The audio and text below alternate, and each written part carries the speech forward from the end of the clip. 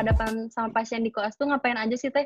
Apakah melakukan anamnesis sampai pemeriksaan fisik aja atau melakukan follow up atau gimana Teh? Banyak banget nih yang nanya nih Teh. Oke, ini pertanyaannya seru banget, basic banget, tapi ya emang kehidupan koas kayak gini. Jadi tadi udah dibilang ya kalau di bangsal anak, kalau di bagian anak tuh ada yang namanya bangsal, ada yang namanya perina, ada poli. Jadi pada umumnya kalau di rumah sakit itu ada poli, ada bangsal. Kita ngomongin di rumah sakit dulu ya, di puskesmasnya nanti.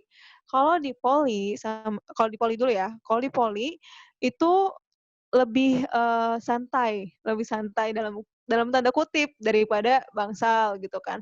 Karena di poli itu kerjaannya kita hanya tanda vital, tensi, nadi, respirasi, keluhan utama kita tanyain, anamnesis pun anamnesis yang terarah, kita boleh nulisin diagnosis, nanti ada tulisan SOAP-nya di situ, diagnosisnya apa, ada juga beberapa bagian yang nggak usah nulis diagnosisnya dan kita cuma ngeliatin dokternya aja, paling ditanya-tanya, "Ini sakit apa, Dek? Ini kenapa bisa kayak gini, Dek?" Ditanya 4 FIS-nya, terus ujung-ujungnya tanya ke basic science dan juga penata laksanaannya. Tapi pada umumnya itu, poli cuman periksa pasien, terus udah gitu kita tulis di asesmennya, anamnesis sama pemeriksaan fisiknya, nanti kita ngikutin dokternya itu bakal periksa ulang, nah kira-kira yang kalian periksa tuh bener atau enggak, entar dokternya dicek, kalian juga ditanyain, "Kenapa kalian bisa diagnosis itu?" Gitu. Kalau bisa di bangsal beda cerita. Selain kita cuma, mungkin pada dasarnya emang kita meriksa-meriksa dari anamnesis dan pemeriksaan fisik ya, tapi kalau di bangsal itu ada yang namanya follow up. Follow up, itu adalah kita nih sebagai koas bakal memegang satu koas itu sekitar 1 sampai 5 pasien tergantung dari bangsalnya itu punya berapa pasien dan ada berapa orang nih di koas kita. Kelompok koas kita semakin banyak koas di kelompok kita semakin sedikit dong kita pegang pasiennya, tapi semakin sedikit koas kita tuh kayak semakin banyak juga pasiennya itu yang dipegang sama koas. Nah, setiap pagi itu bangsal itu kita harus follow up pasien-pasien yang kita pegang dari awal pasien itu masuk sampai pasien itu pulang. Nah, selain di follow up, pasien itu, kalau follow up itu pertama kita bikin asesmen awal. Kira-kira pasien masuk gara-gara apa nih, kita anamnesis, kita isi formulirnya, terus besoknya kita periksa pagi-pagi dong. Biasanya dokter-dokter tuh rajin banget, jam 6 atau jam 7 tuh udah datang di rumah sakit. Berarti kita tuh harus datang lebih pagi daripada itu kan. Mungkin jam 5 atau 5:30 tuh maksimal udah di rumah sakit dan kita periksa dong pasiennya, gimana keluhannya, apakah ini lebih enak atau masih ada sakitnya, kalau ada yang sakit bagian mananya, obatnya diminum atau enggak. Sampai buang air besar, buang air kecil pun kita tanyain gitu kan, harus sedetail mungkin. Karena kita mau melihat progresivitas dari pengobatannya, baik nggak sih atau malah menurun keadaannya. Nah, selain follow up, nanti dokternya bakal ngeliat lagi dan itu namanya visite. Jadi visite itu dokternya bakal keliling dari bangsal-bangsal dan kita bakal ngeliatin dokternya meriksa dan di situ kita ngelihat nih kira-kira apa yang kita periksa itu bener nggak sih? Nanti juga dokter-dokternya juga bakal nanya ke kita, "Tadi kamu periksa yang mana pasiennya? Yang ini ya? Kok kamu diagnosisnya ini? Kok bisa kayak gini? Gimana ceritanya? Coba anamnesisnya kayak apa aja? Periksa fisiknya apa aja? Penata laksanaannya gimana? Emang obatnya itu, dosisnya berapa? Emang kalau misalnya dikasih obat yang ini nggak boleh? Emang kalau misalnya dikasih obat ini bakal gimana efeknya? Komplikasinya apa?" Lu bakal ditanya kayak gitu semua. Dan, itu emang, eee, memacu kita buat belajar dan yang lucu tuh kalau dokter-dokter tuh pasti nanya itu sampai kita nggak akan bisa jawab. Jawab. Jadi pertanyaan A kita masih bisa jawab, B kita jawab sampai akhirnya Z, "Oke, nggak bisa kan? Tugas ya, PR ya, besok cari lagi ya." Terus kayak wajah kita tuh cuma kayak, "Mhm, siap Dok." Kayak cuman senyum-senyum lucu gitu. Tapi itu bener-bener langsung lebih inget daripada kita kuliah doang. Kalau ini kan kayak, oke, gue tahu nih, maksimal ilmunya cuma sampai sini, harus lebih dalam lagi. Nah, selain follow up, visite, dinas. Dinas itu kita, eee, bakal stay di bangsal sama jam dinas, dan di situ kalau misalnya entar kalian bakal tahu deh kalau misalnya di beberapa bangsal kayak, "Teh, punten, itu cairannya habis." Jangan kaget deh, kita harus bisa gantiin, cairan infusan, kita harus bisa ganti perban, kita harus bisa nginfus, kita harus bisa ngasih obat, dan menurut aku sih kayak, walaupun kita capek, pengen cuma belajar teori doang, itu skill yang harus kalian punya juga. Kan nggak mungkin dong dokter cuma teori doang. Jadi di situ bener-bener kalian maksimalin buat dapet, secara, skill-nya dan, puas-puasin deh pokoknya sama di Bangsal. Dan jangan lupa ada jaga. Kalau misalnya jaga, itu tuh bener-bener setelah dari Bangsal misal kalian pulang jam 4, kalian lanjut sampai besok jam 5 subuh dan lanjut lagi sampai jam 4 kan, berarti bisa 32 jam kalian di rumah sakit, dan itu kalian harus siap semuanya. Itu Wah, sih, koas pada ternyata umumnya. secara umum aja udah sibuk banget sih Teh. Apalagi Iya paling serem kan, itu pas ditanya-tanya dokter tuh. Kayaknya dokternya. itu paling serem sih. Mau ditanya-tanya kayaknya itu Bener lebih bener ke tebak-tebakan ya. kan. Bener Semoga banget benar, kalau semoga hoki.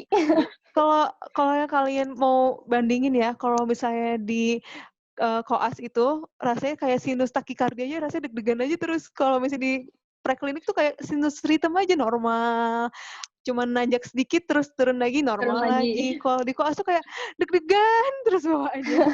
Kayak santai tuh kayak, santai terus deg-degan lagi, Iya, lebih gitu. sekarang sih santainya ya Teh ya. Iya, nikmatilah preklinik. Jadi sebenarnya lebih enak preklinik sih kayaknya. Lebih adem kayaknya. Lebih tenang. Tapi jujur kalau dibanding koas, aku prefer koas sih. Karena kehidupan koas tuh bener-bener aplikatif. Jadi kalau aku yang sukanya sambil gerak, itu bakal lebih ingat pelajarannya kalau di koas. Kalau di preklinik tuh Kalau kayak nggak ngantuk ya Teh. kebayang aja gitu nggak sih? Iya, bener bener bener Ngebosenin banget. ya Teh. Ngebosenin banget di preklinik. Kayak cuman dengerin kuliah, tramed, praktikum, Aduh udah ngantuk banget ya nggak Teh. ada gregetnya gitu kan. Iya bener sih. Bener Nah bener. sekarang aku mau nanya ini Teh tentang karakteristik pasien. Kan ada tuh mungkin aneh-aneh, ada pasien yang nggak mau diperiksa atau gimana. Gimana sih karakteristik pasien secara umum tuh? Secara umum, pasien baik, paling enak pasien baik tuh, pasien yang nggak so tahu, pasien yang kooperatif, pasien yang pinter gitu. Maksudnya dalam sini tuh kayak kita nggak ngeliat status ekonomi ya dan, sosial juga ya. Cuma kalau misalnya pasiennya bisa diajak kerja sama, misalnya secara umum misalnya pasien, sakit demam, demam dari hari apa, hari kedua, terus hari pertama gimana demamnya, dan dia bisa jawab dengan enak pun itu udah membantu banget kan. Karena selain pasien yang baik tuh yang kedua ada pasien yang nyebelin. Dia itu tuh bener-bener nggak bisa memberikan, ceritanya itu secara nalar gitu, kayak kita harus gali dulu, misalnya ditanya, "Ibu panasnya kapan?" Baru kok Dok, tadi pagi." "Dari pagi?" "Iya Dok, tapi 2 hari yang lalu udah panas sih." Lah, jadi yang bener yang mana 2 hari yang lalu atau tadi pagi gitu kan, karena kan beda jalan penyakit, setiap penyakit kan beda, beda hari demamnya, hari kedua, hari ketiga. Nah, itu tuh paling nyebelin tuh kayak gitu. Terus yang ketiga, pasien yang so tau, itu kayak banyaknya pasien-pasien di kota sih. Kalau kalian ke daerah, misal kalian di puskesmas, atau kalian nanti ketemu rumah sakit umum daerah di Soreang, bagian mata, itu enak banget. Pasien-pasien di sana tuh kayak manut-manut aja gitu, nurut aja sama kita. Kita nanya apa, mereka jawab, ya udah gitu, nggak macem-macem. Tapi kalau misalnya orang-orang kota tuh mereka tuh udah googling duluan kan, udah baca Halodoc dulu, udah baca artikel Wikipedia apapun itulah, dia baca dulu misalnya penyakitnya ini, terus mending kalau misalnya bener, kalau so tahu, terus kita kayak ngasih tahu balik lagi kayak, "Ah enggak Dok, nggak kayak gitu Dok, kalau yang saya baca tuh gini gini gini gini." Itu tuh kayak menguras kesabaran gitu kan, dan kalian harus siap itu, jangan sampai ikutan naik pitam juga, karena gak sedikit loh teman-teman juga yang ngebawa akhirnya kepancing jadi kesel sendiri, mending ya udah gitu, kita harus belajar untuk menghargai orang lain, kita harus bisa sabar, karena mungkin, mereka itu, eee, tidak tahu yang bener kayak gimana, kita yang harus bantu lurusin gitu kan. Tadi udah pasien baik, nyebelin, ada yang so tau, ada juga pasien yang, apa ya, ngeyel, aduh kayaknya jelek-jeleknya semua ya. Kalau yang ngeyel tuh ngeyel sama, beda beda tipis sama yang tadi. Ini pasien yang kayak so ide gitu loh, kayak apa ya, kalau misalnya dia datang tuh kayak pengen tuh segalanya enak, cepet, kayak, "Dok, bisa nggak sih lebih cepet, tindakannya ini tuh, pasiennya, gawat darurat loh Dok, dia tuh kayak padahal nggak gawat sama sekali. Kita kan bisa ngeliat dari triase pasien kan, mana yang pasien merah, kuning, hijau, dan hitam gitu kan. Kalau pasiennya masih hijau, masih bisa, nadinya masih bagus, respirasinya masih bagus, tekanan darahnya masih bagus, terus, keadaan umumnya masih bagus, kita pasti bakal mendahului pasien-pasien yang warna merah atau kuning kan. Nah, kadang pasien tuh nggak sabaran gitu loh, jadi kayak, "Ya harus sekarang Dok, kok bisa bantuin yang lain dulu, yang ini nggak ditolongin sih Dok?" Nah, kayak gitu-gitu tuh bakal kalian temuin nanti di rumah sakit, beneran deh.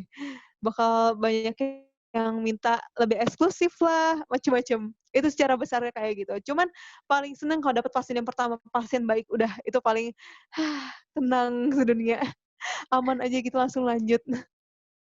Oke Teh, jadi kan Tuh, tadi udah ngebahas nih tentang follow up pasien, terus visit pasien, terus kayak ke iya. bangsal, ke puskesmas, ke rumah sakit. Nah, pesan-pesan dari selama yang nggak bisa dilupain selama follow up visit yang kayak gitu apa sih Teh?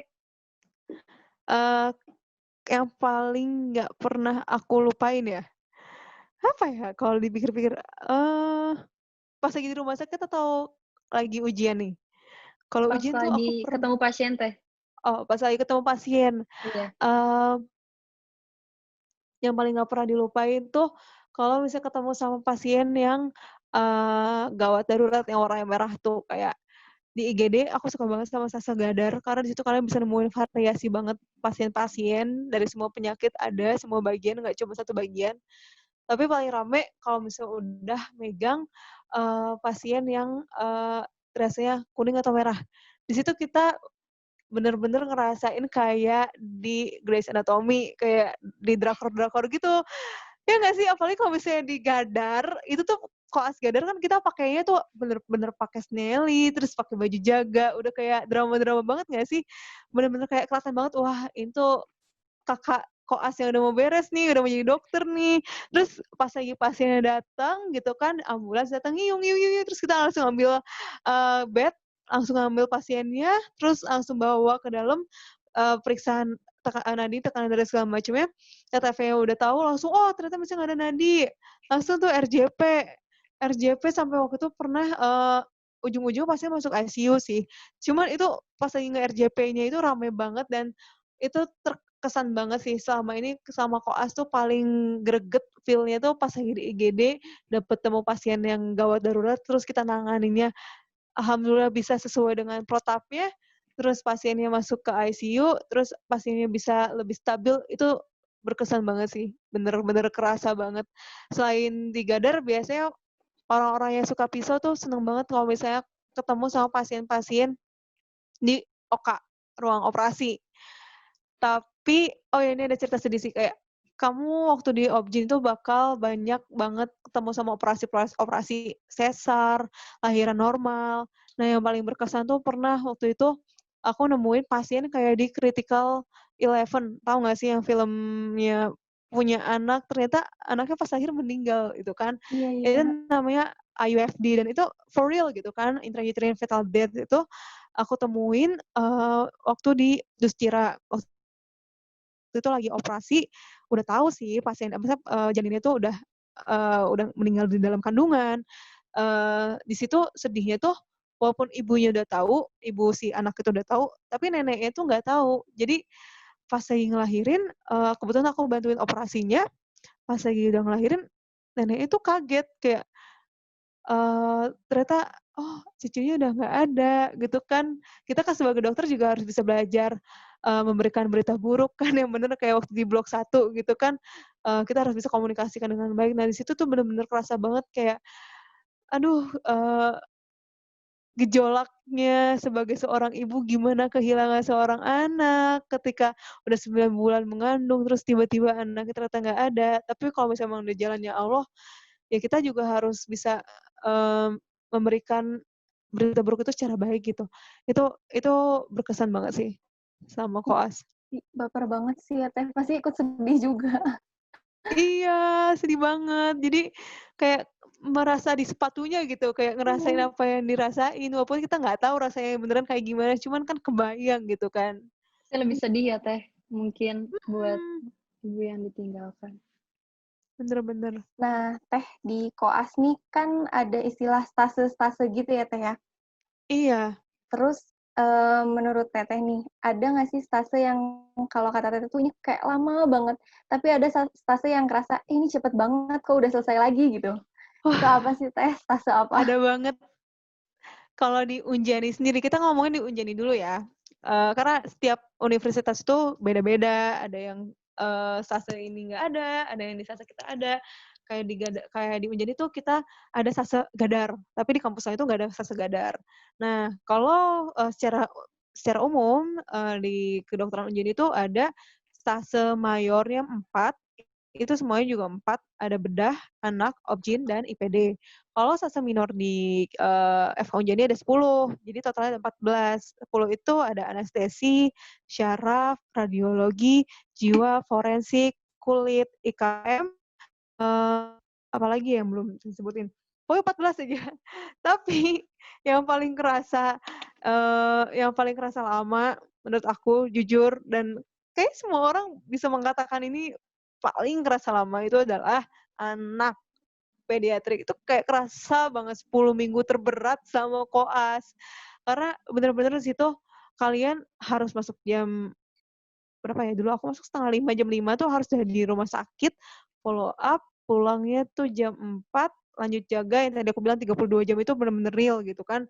Dan jaganya itu juga banyak, dan setiap jaga anak tuh ya mereka kan bangun malam-malam, nangis, apalah, itu bener-bener kerasa tantangannya banget sih dibanding sama, pasien-pasien dewasa. Mungkin mereka kan lebih kalem, lebih tenang kan pasiennya. Jadi itu bener-bener kerasa fase yang paling lama.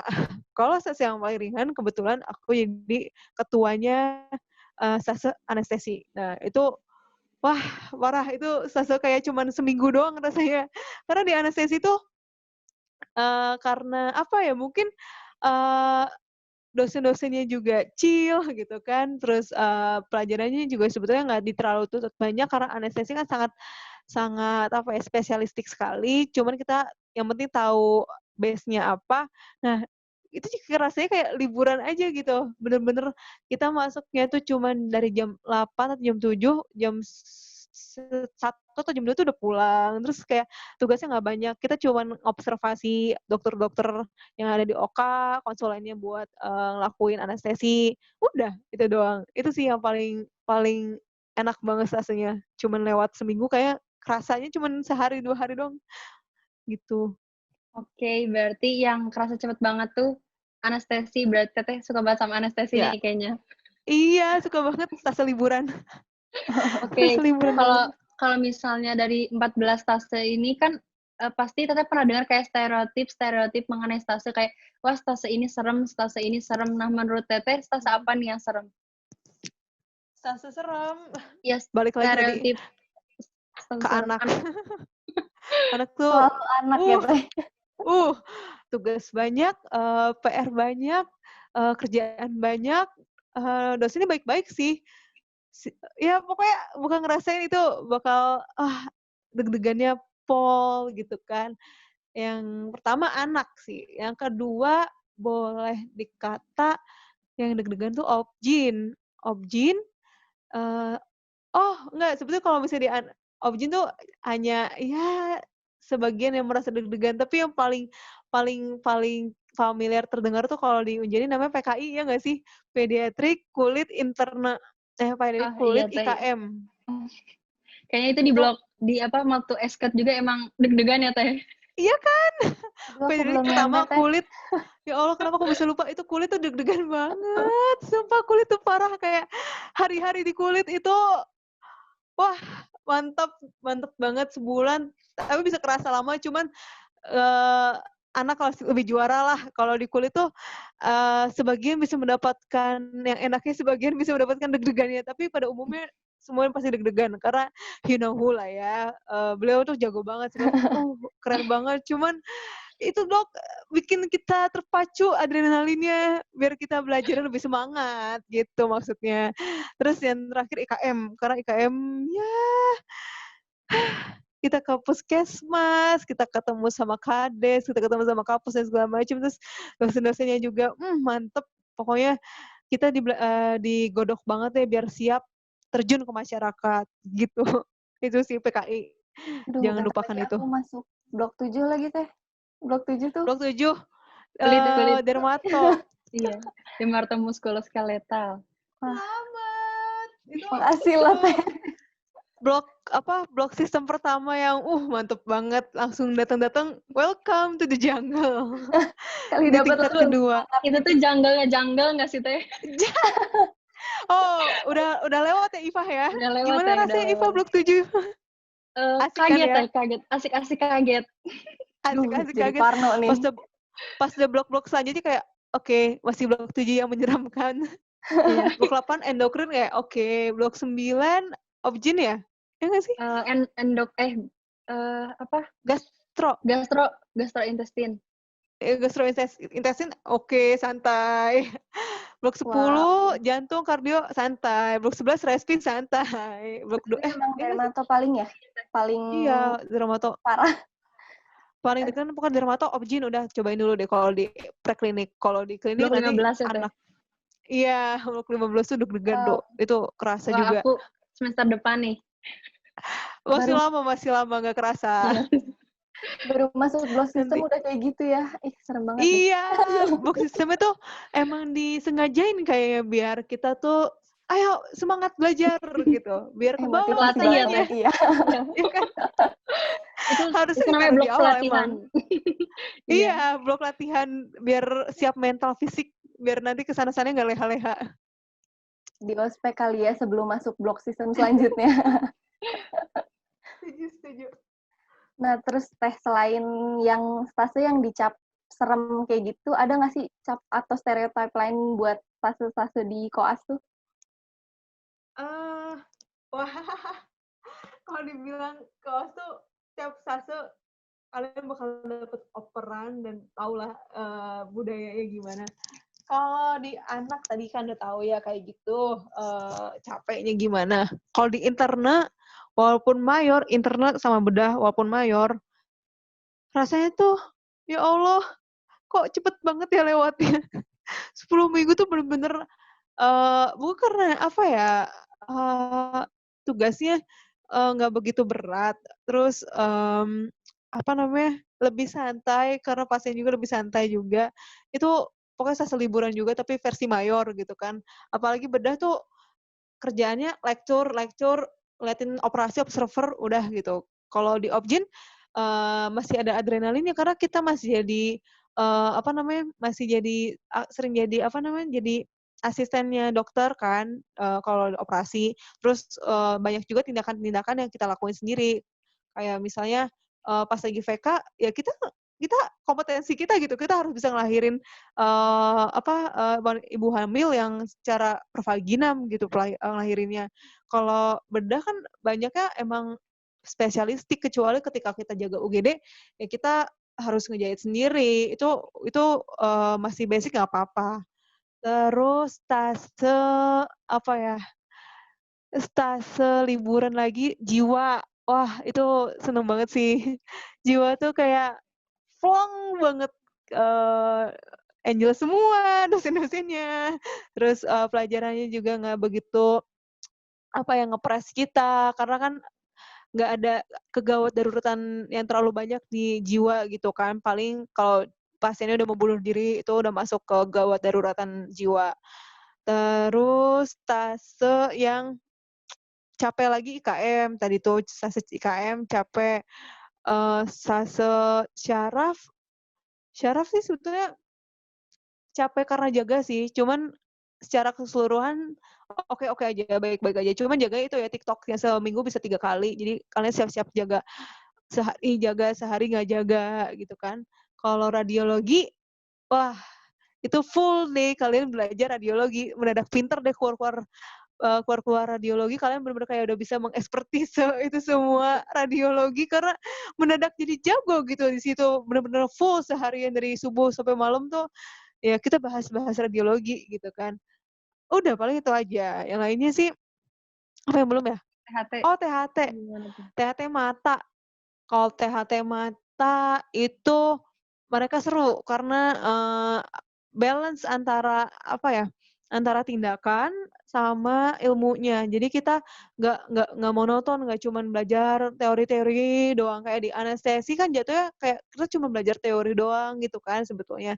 Kalau di THT mata tuh kita juga bisa ngelakuin tindakan. Karena kalau di THT kita dituntut bisa periksa sendiri kayak ngebersihin telinga kita harus bisa ngebersihin sendiri, ngeluarin benda asing sendiri, hidung kita harus handal buat buka-buka hidungnya, terus kayak tenggorok kita harus bisa ngelihat tenggoroknya gitu kan.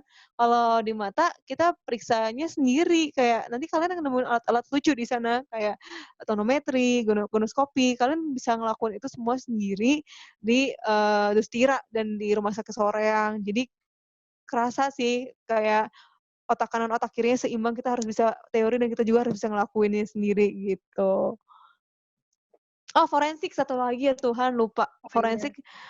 Wah, forensik itu kalau orang yang ini ya, kalau di koas itu tuh ada yang namanya harum atau wangi sama bau. Pernah denger nggak sih Pernah teh. orang-orang suka nyebutin, ih lu bau deh, ih lu harum banget. Itu tuh maksudnya kayak percaya nggak percaya ya, believe it or not. Tapi kayak ini tuh for real gitu. Kayak kadang percaya juga ada orang yang pembawa gitu kan, istilahnya bau kayak setiap jaga tuh kayak banyak banget pasien sama dia gitu, jadi capek. Ada juga koas yang harum gitu, kalau misalnya jaga sama dia tuh kayak kerjaannya cuma duduk, mana pasiennya nggak ada sama sekali, nggak ada yang datang. Nah, kebetulan kalau misalnya nanya koas forensik ke aku itu adalah contoh yang kurang cocok deh, karena selama aku seminggu di RSHS, percaya atau nggak percaya itu bener-bener bersih, nggak dapet pasien sama sekali. Karena temen aku ada yang harum gitu, dan emang nyata dia bener-bener kayak mengusir semua PD dan PL, pemeriksaan dalam dan pemeriksaan luar, jadi kayak bener-bener nggak ada sama sekali selama seminggu. Dan anehnya keluar dari Rumah Sakit Hasan Sadikin tuh check out hari Sabtu jam 12 tuh udah nggak boleh kerja lagi sebagai di koas di RSHS kan. Kita keluar dari RSHS jam 2, bener-bener jam 2 siangnya 14.00, itu tuh langsung ada panggilan di grup, "Guys, ada PL setengah jam lagi." Kayak baru dapat pasien pas kita udah keluar gitu dari Rumah Sakit Hasan Sadikin, kayak gue nggak dapet apa-apa, sedangkan kelompok sebelum aku tuh seminggu dapat 3 pasien yang tenggelam gitu. Kan kerasa banget gitu kan, deg-degannya gimana sih ketemu sama jenazah yang baru dateng, baru meninggal sehari 2 hari. Kalau di anatomi kan kayak udah diformalinin, kadavernya juga udah lama. Kalau ini kan fresh banget. Aku pun belajar dari mereka tuh, dari fotonya juga kayak ngebayanginnya, subhanallah, ini gimana caranya nyium pasien tuh kayak pasti, aduh, nyium jenazah tuh pasti, wah, nggak akan terlupakan banget kata mereka yang pernah nyobain sih. Tapi ya alhamdulillah atau nggak alhamdulillah ya, kemarin aku nggak dapet sama sekali. Itu sih Penasaran forensik. sih ya Teh ya. Iya, penasaran jadinya. Kalian semoga dapet deh, jangan sia-siakan di forensik. Semoga banyak pemeriksaan dalam dan Pengalaman luarnya. juga ya teh. Iya. Iya, bener banget.